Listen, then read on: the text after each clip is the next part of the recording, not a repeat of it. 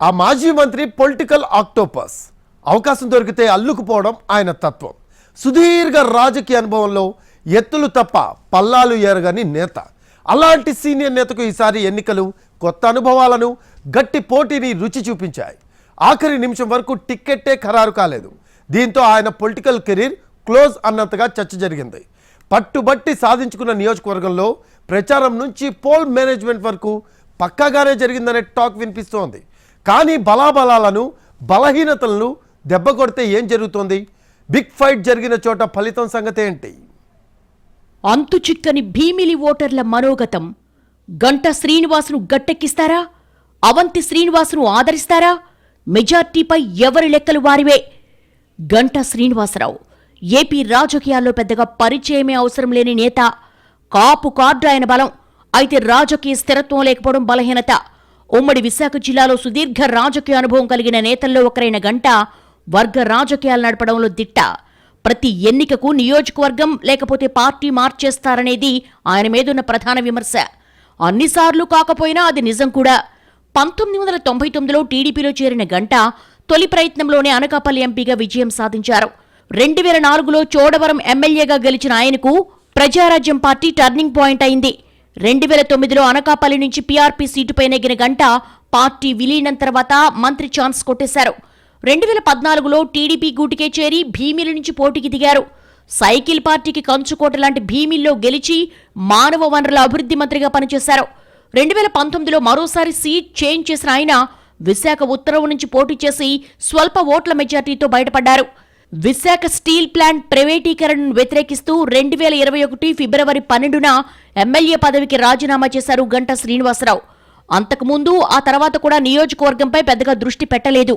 పైగా గెలిచిన కొద్ది రోజులకే భవిష్యత్తులో ఇక నుంచి మళ్లీ పోటీ చేయనని ప్రకటించడం ద్వారా కేడర్ను తీవ్ర గందరగోళానికి గురిచేశారు. గంటా ఏకపక్ష ధోరణిపై ఫిర్యాదులు, రాజకీయంగా హై హ్యాండెడ్గా ఉంటారనే అభిప్రాయం గంటాకు ఇబ్బందులను తెచ్చిపెట్టింది. 2024 ఎన్నికల్లో ఆయన టికెట్పై గ్యారంటీ లేని పరిస్థితి తలెత్తింది. కారణం గంటా శ్రీనివాస్ స్వయంకృత అపరాధాలు ఉన్నాయనేది బహిరంగ రహస్యం.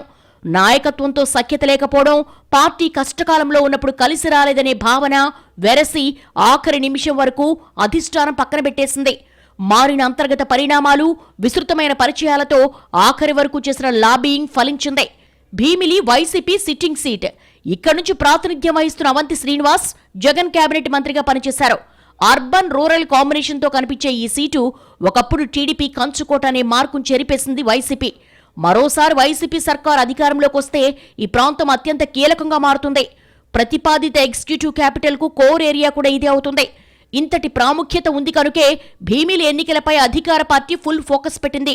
ఇద్దరు కాపు నేతలు ప్రధాన పార్టీల ప్రత్యర్థులు కావడం, ఇద్దరూ రాజకీయంగా ఓ వెలుగు వెలగడానికి ప్రజారాజ్యం కారణం కావడంతో భీమిలిలో గెలుపు ఎవరిది అన్నదానిపై జోరుగా చర్చ జరుగుతోంది. ప్రచారం నుంచి పోల్ మేనేజ్మెంట్ వరకు ప్రతి అంశం ఆసక్తిని రేకెత్తిచ్చేదిగా కనిపించింది. 3,63,013 మంది ఓటర్లున్నారు. 1,84,908 మంది మహిళలు, 1,78,090 మంది పురుషులు ఉన్నారు. 2014లో 75.31%, 2019లో 73.90%, 75.96% పోలింగ్ నమోదైంది. ఈ ఎన్నికల్లో 2,75,747 ఓట్లు పోలయ్యాయి. భీమిలి, ఆనందపురం, పద్మనాభం, చినగదిలి మండలాలు ఈ నియోజకవర్గ పరిధిలోనే ఉన్నాయి. వీటిలో చినగదిలి, భీమిలి మండలంలోని కొంత భాగం జీవీఎంసీలో అంతర్భాగం. దీంతో ఓటర్లను ఆకట్టుకునేందుకు అధికార వైసీపీ అభ్యర్థి ముత్తంశెట్టి శ్రీనివాస్, కూటమి అభ్యర్థి గంటా శ్రీనివాస్ విస్తృతమైన ఎన్నికల ప్రచారం నిర్వహించారు. పట్టుబట్టి సాధించుకున్న సీట్లో గెలవడం, ఓడడం కంటే ముందు ఎంట్రీనే చర్చనీయాంశంగా మారాలన్న భావంతో రాజకీయ వలసలకు తెరతీశారు గంటా. తాను భీమిలి ఎమ్మెల్యేగా, మంత్రిగా పనిచేసిన సమయంలో ఉన్న పరిచయాల ద్వారా ఆకర్షణ మంత్రం ప్రయోగించి సైకలాజికల్ వార్కు తెరతీశారు.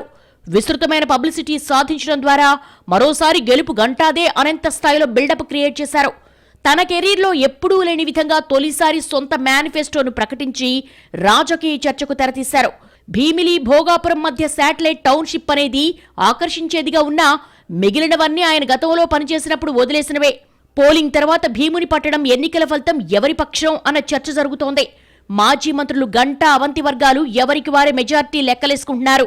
జనం అభిప్రాయం అంతిమం కనుక ఇక్కడ పోలింగ్ ప్యాటర్న్, అభ్యర్థులకున్న బలాలు, బలహీనతలు, పార్టీ పట్టు ఇవన్నీ చాలా కీలకం. ఎన్నికల్లో అర్బన్ ఓటర్లపై గంట ఎక్కువగా దృష్టి పెట్టారు. ఎండాడ, మధురవాడ, పిఎంపాలెం, భీమునిపట్టణం వంటి చోట్ల టీడీపీ విస్తృతమైన ప్రచారం చేసింది. సహజంగా అర్బన్ ఓటర్ ప్రభుత్వానికి వ్యతిరేకంగా వ్యవహరించి ఉండవచ్చన్న విశ్లేషణలు విస్తృతంగా ఉన్నాయి. అదే నిజమైతే భీమిల్లో టీడీపీకి నగర ప్రజల ఆదరణ లభించుండాలి. పోలింగ్ తీరును చూస్తే ఇక్కడ ఎఫెక్ట్ ఎంతవరకు ఉంటుందనేది అంతు చిక్కడం లేదు. ఈ స్థానంలో 87,266 ఓట్లు పోలవలేదు. ఉమ్మడి శ్రీకాకుళం, విజయనగరం జిల్లాలకు చెందిన ఉద్యోగులు, వలస కూలీలు ఈ నియోజకవర్గంలో నివసిస్తున్నారు. ఎన్నికల నాటికి వాళ్ళంతా సొంత జిల్లాలకు వెళ్లిపోవడంతో ఇక్కడ పోలింగ్ తగ్గింది.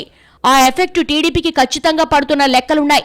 ప్రభుత్వ సంక్షేమ పథకాలు మహిళా ఓటర్లను ప్రభావితం చేశాయనేది పోలింగ్ తీరును బట్టి అర్థమవుతోంది. గ్రామీణ ఓటర్లు ఉత్సాహంగా ఓటేయడం అక్కడ వైసీపీకి కలిసొచ్చే అంశంగా భావిస్తున్నారు. మొదటి నుంచి రూరల్ ప్రాంతంపై ఫోకస్ పెంచిన వైసీపీ ఎక్కడికక్కడ చాప కింద నీరులా పని చక్కబెట్టేసింది. రాజకీయ చాణుక్యుడిగా పిలుచుకునే బొత్సకు భీమిలి నియోజకవర్గంలో విస్తృతమైన వ్యక్తిగత, కుటుంబ పరిచయాలున్నాయి. బొత్స ఝాన్సీ ఎంపీ అభ్యర్థి కావడంతో సహజంగానే తమకు పట్టున్న భీమిల్ని మరింత ప్రభావితం చేసే ప్రయత్నం చేశారు. ఇది ప్రత్యక్షంగా పరోక్షంగానూ ఎమ్మెల్యే అభ్యర్థి అవంతి శ్రీనివాస్కు ప్లస్ పాయింట్ అయింది.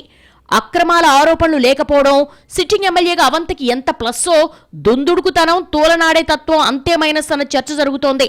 గంటా శ్రీనివాస్ అవకాశవాద రాజకీయ నేత అనేది ప్రత్యర్థులు చేసే బలమైన విమర్శ. అందుకు తగ్గట్టుగానే ఆయన చర్యలుంటాయి. జనసేన ఓట్లు ఎంతవరకు ట్రాన్స్ఫర్ అయిందనేది క్లారిటీ లేదు.